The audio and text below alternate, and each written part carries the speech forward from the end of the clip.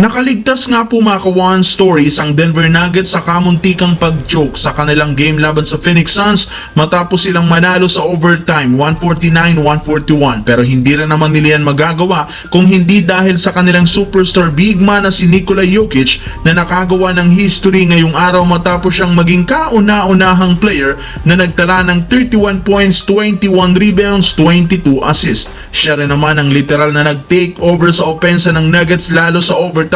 upang maselyuhan ang panalo, pero hindi lang naman si Jokic ang nagpapanalo dahil na rin sa tumulong sina Aaron Gordon na merong 27 points at si Christian Braun na merong 25 points. Kasabay ng pagkapanalo, nananatili pa rin sila sa top 3 na may record ng 41 wins, 22 losses, pero nakadikit rin naman sila kahit papano sa top 2 na Los Angeles Lakers, kung saan isang pagkakamali lamang siguradong maaangatan nila ito sa Western Conference. Sa kabilang banda, nagkatotoo ang sinabi ng ama ni Klay Thompson na si Michael Thompson na maaari nga pong magkaroon ng Dallas Mavericks ng 10-game lose streak matapos magtamo ng injury ang mga key player kagaya na Anthony Davis, Daniel Gafford, Kyrie Irving at Derek Lively. As of now, pagkatapos na matalo muli ngayong araw laban sa 4 games ang kanilang lose streak, malaki ang chance ang ma-extend ito dahil puro mga contender ang kanilang makakatapat. Kaya maging si Klay Thompson